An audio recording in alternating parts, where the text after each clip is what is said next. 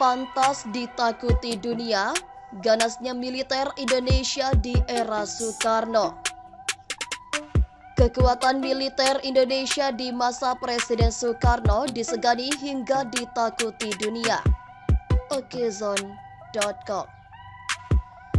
Kekuatan militer Indonesia tidak bisa diremehkan. Menurut indeks yang dibuat Global Firepower, Indonesia menduduki peringkat ke-16 dunia. Kekuatan militer ini juga telah mendapat pengakuan dunia sekitar tahun 1950 hingga 1960-an saat Presiden Soekarno atau yang kerap dikenal dengan sebutan Bung Karno memimpin. Kala itu militer Indonesia sangat disegani dan bahkan ditakuti di dunia. Alutsista milik tanah air diketahui sangat banyak dan memiliki kualitas bagus di semua sektor, yakni darat, laut, dan udara. Berikut 5 fakta menarik tentang kekuatan militer Indonesia saat kepemimpinan Presiden Soekarno. 1. Pesawat pembom mematikan Tu-16 Bajar. Dikutip inews.id, selain deretan pesawat tempur terbaik, Indonesia juga pernah memiliki beberapa unit pesawat Tu-16 Bajar. Tu-16 adalah pesawat bomber, akan tetapi juga bisa dipakai untuk berbagai hal, mulai dari misi intelijen, patrol, dan lain sebagainya.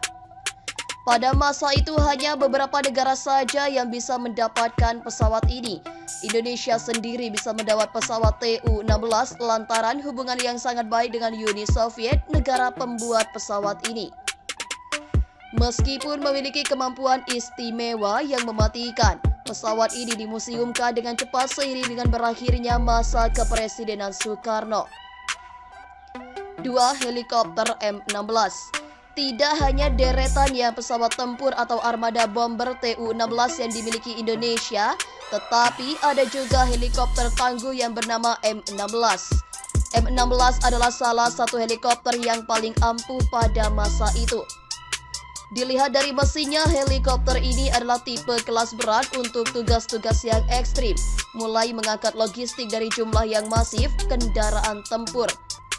Hal menyenangkan tentang M16 adalah kemampuan manuvernya yang sangat baik juga mumpuni. M16 sangat stabil meskipun dia mendarat di era yang tidak rata. TNI pernah membuktikan sendiri kalau M16 punya kegaharan tersebut. Berkat spesifikasi mesin yang mumpuni, M16 juga sanggup dioperasikan pada saat cuaca yang ekstrim sekalipun. 3. Punya KRI Irian. Di masa Bung Karno, kekuatan Angkatan Laut NKRI adalah salah satu yang paling mematikan di dunia. Salah satu kekuatan terbesar yakni kapal mahadahsyat yang bernama KRI Irian. Dilihat dari dimensinya, kapal yang satu ini begitu besar. Panjang tubuhnya sekitar 210 meter dan lebar 22 meter.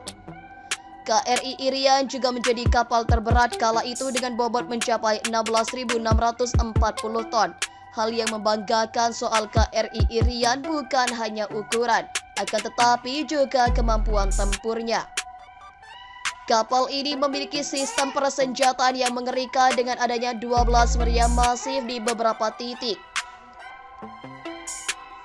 Tidak hanya itu, ada juga beberapa buah triple gun untuk mengatasi serangan udara dan slot tabung torpedo untuk menghajar kapal selam musuh.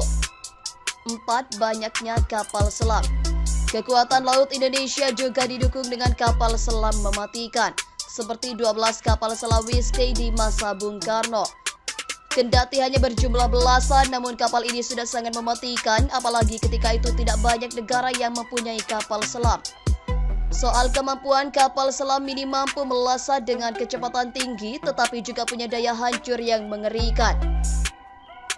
Kapal selam ini diketahui dimuseumkan secara dini, alasannya tidak jelas, akan tetapi ada yang mengatakan jika teknologinya sudah ketinggalan zaman. 5. Koleksi banyak pesawat tempur terbaik. Indonesia kala itu juga berjaya di angkasa dengan memiliki deretan pesawat tempur terbaik saat itu. Setidaknya ada 4 jenis pesawat tempur sangar yang pernah dimiliki Indonesia, mulai dari MiG-21, MiG-50, MiG-17, dan yang paling mentereng di zamannya yaitu MiG-19. Deretan pesawat-pesawat ini adalah yang paling canggih dan mematikan di zamannya serta hanya dimiliki beberapa negara saja. Yang membuat bangga lagi, kita memiliki deretan pesawat itu banyak sekali, masing-masing lebih dari 10 unit.